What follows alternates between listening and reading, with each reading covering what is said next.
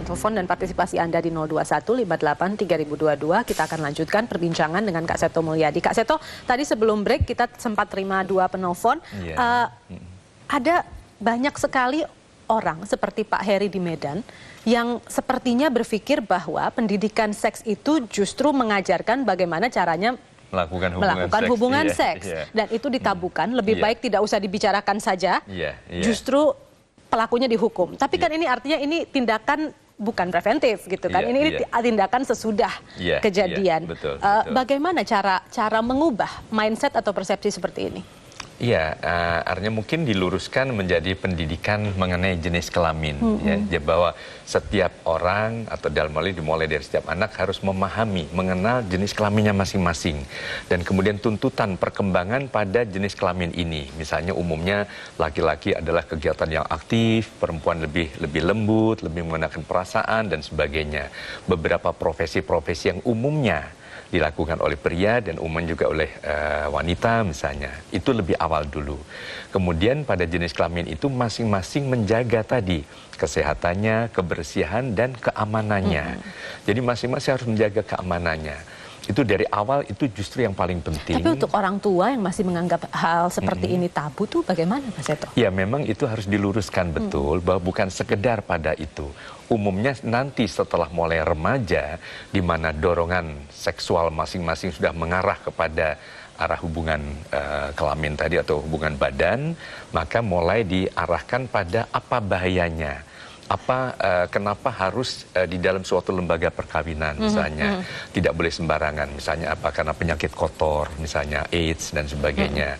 Kemudian juga kehamilan yang tidak dikehendaki misalnya, kalau sampai terjadi itu nanti bagaimana dengan anak yang dilahirkan dan seterusnya. Jadi itu memang perkembangan selanjutnya setelah remaja, tapi pada usia anak adalah justru untuk menjaga organ tubuhnya, karena itu yang sering menjadi incaran pada pelaku-pelaku atau penjahat-penjahat seksual tadi. Karena anak dianggap lemah, mudah dibujuk, dirayu, dibohongi, sampai dipaksa, akhirnya sering menjadi korban kekerasan seksual. Kak Seto di sambungan telepon saat ini sudah bergabung Pak Andi Nasrul, kuasa hukum dari korban. Kita sapa dulu. Selamat malam Pak Nasrul. Selamat malam, Pak Nasrul. Pak Nasrul, apa langkah hukum seperti apa yang setelah ini rencananya akan diambil oleh keluarga? Pertama-tama kita fokus membantu polisi mengungkap kasus ini setuntas-tuntasnya. Dan kalaupun ada korban lain, ya maka kita berharap secepatnya juga melapor ke polisi. Dengan demikian polisi akan terbantu ya dalam perkara ini. Tadi sudah ada pertemuan dengan orang tua murid ya, karena akhirnya kan mereka tahu juga perkembangan perkara ini. Dan kita adakan pertemuan dengan orang tua murid sekitar 100-an orang tua murid. Dan mereka sudah bertekad itu kalau ada yang jadi korban mereka akan bantu semuanya.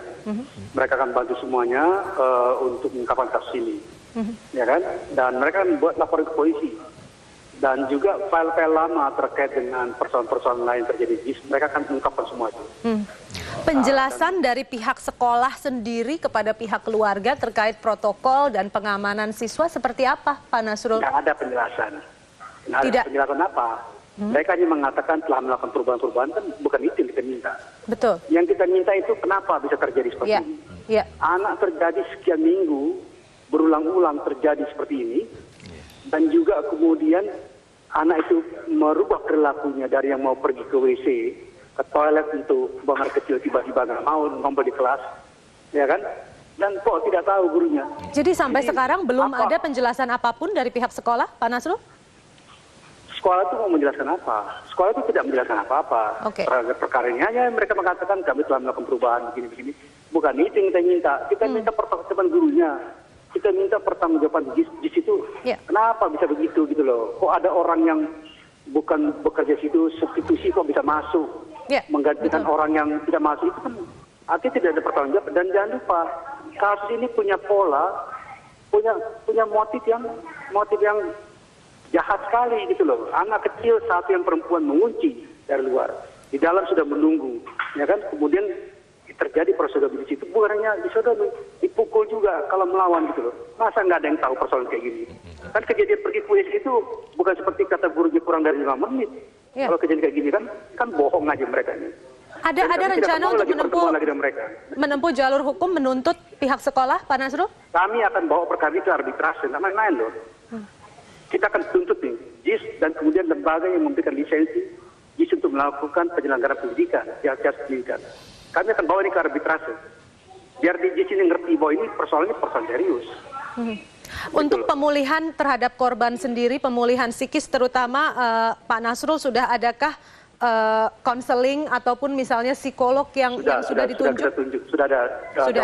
Sudah ditangani begitu ya? Kemudian sudah ada dari RSPAD, tapi kemudian ada tambahan juga usulan untuk penanganannya dari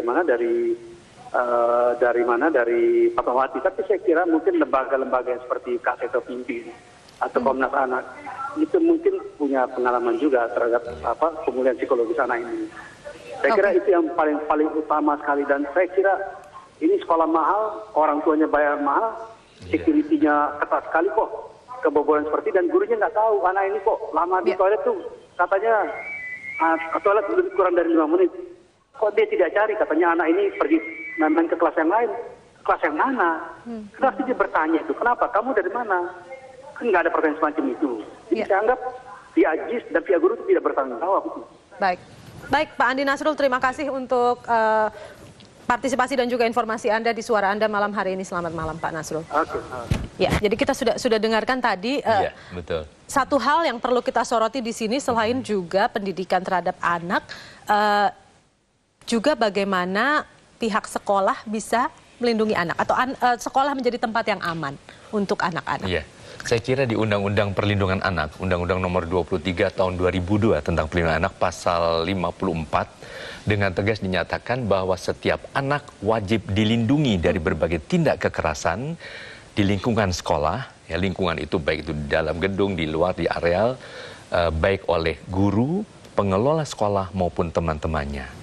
Nah, pengelola sekolah ini kan semua termasuk juga petugas, termasuk cleaning service, mungkin satpam, mungkin siapa saja yang ada di dalam sekolah ini. Jadi berarti sudah tidak mematuhi apa pasal 54 ini.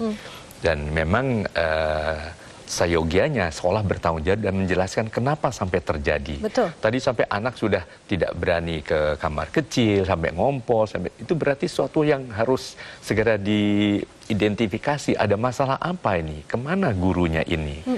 Apalagi sekolah yang berstandar seperti itu ya. Nanti memang ada kekhawatiran berapa juta anak-anak juga menjadi korban di tempat-tempat yang jauh di sana. Dan itu sekolah itu sendiri pun saya kira perlu dikembangkan. Apakah ini hanya baru satu korban? Jangan-jangan ada korban-korban yang lain yang tidak terdeteksi dan mungkin orang tua tidak berani mengadu karena takut jadi urusan panjang di polisi dan sebagainya. Oke, kita akan kembali jeda dulu Kak Seto, kita lanjutkan sesaat lagi. Pemirsa tetaplah di Suara Anda. Kami nantikan telepon Anda di 021583022.